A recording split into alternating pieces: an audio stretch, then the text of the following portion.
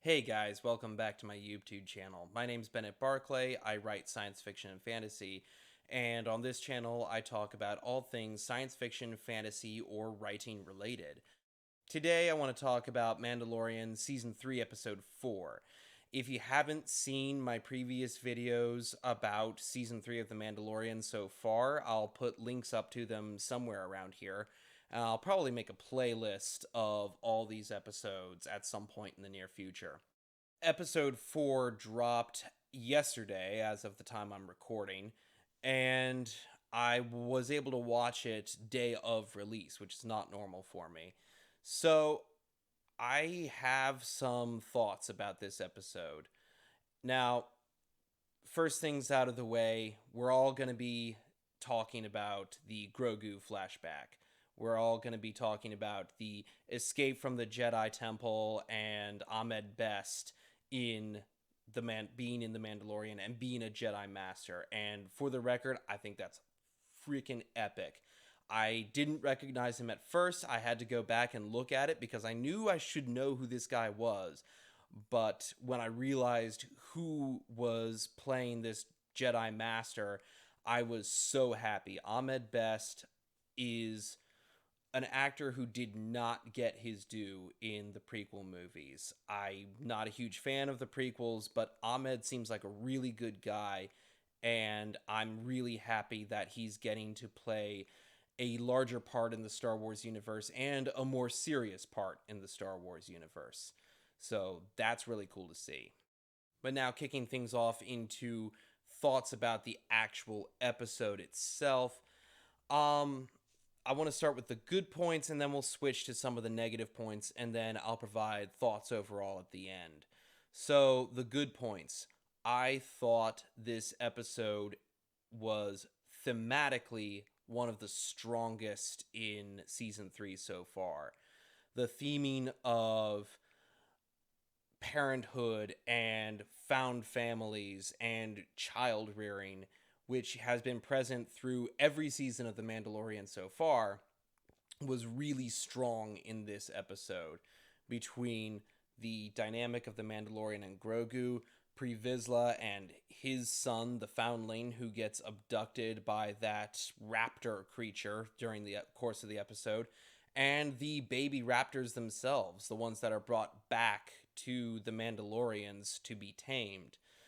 The entire episode handled its themes of parenthood incredibly well, and honestly, with more natural fluidity than is typical for the Mandalorian. I thought this episode was very on point without needing to explain its point to the audience.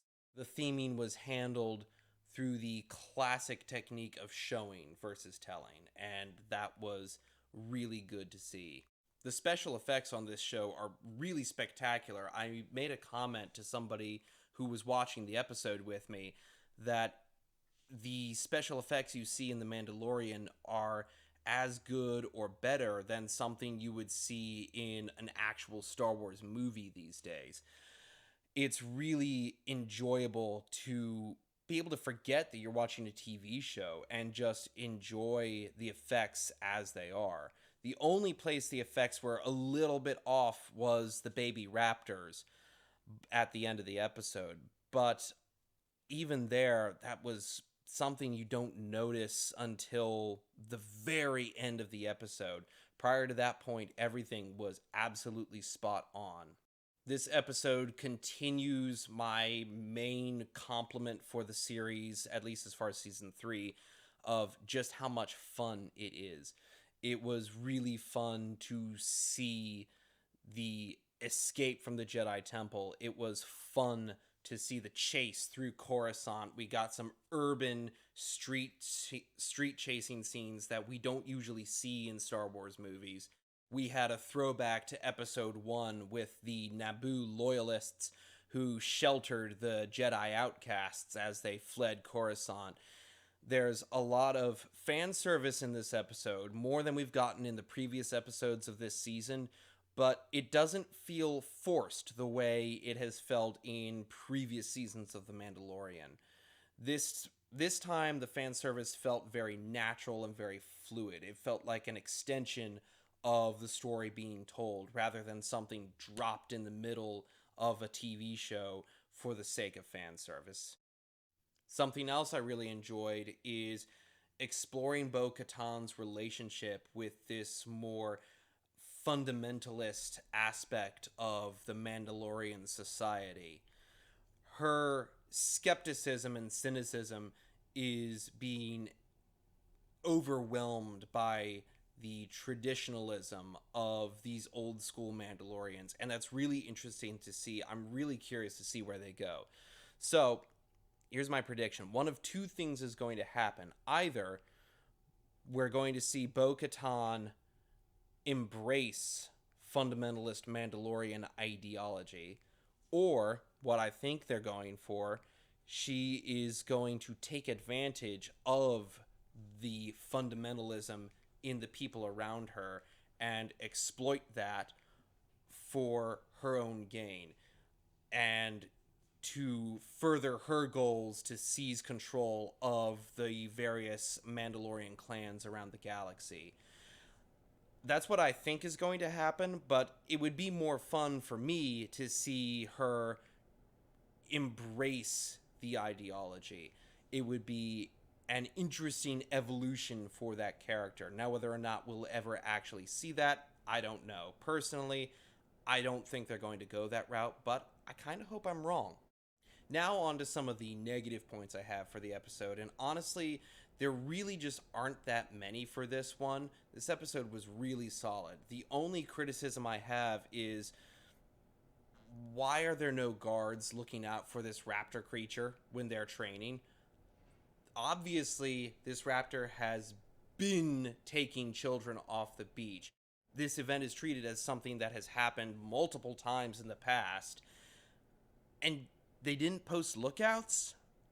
That's baffling to me. And I know some people are going to be like, why are these Mandalorians on this place anyways? There are wild creatures out here. That one I don't have a problem with. Mandalorians want to live in dangerous places. It's part of the crucible that tempers them into the warriors that they are. That's a deeply ingrained part of their culture. And if you have experience with Mandalorians outside of this TV show, specifically in like something like Knights of the Old Republic, you'll know that that at least makes sense for who they are and for what they want. But it wouldn't be too much trouble to just post a couple of lookouts so they can be like, hey, that raptor thing that eats our children, it's coming here. That's an annoying thing, but it's honestly a pretty minor complaint for this episode. All in all, I think this episode's really solid, really enjoyable, and hits its themes really well. These guys who are doing The Mandalorian right now, they're knocking it out of the park, and I still am really excited to see what's coming down the pipe next week. So anyway, guys, that's my thoughts for Mandalorian Season 3, Episode 4. Let me know what you think. If you have anything to add or anything you disagree with or anything that I may have missed, let me know down in the comments below. I would love to hear from you. Until next time, bye-bye.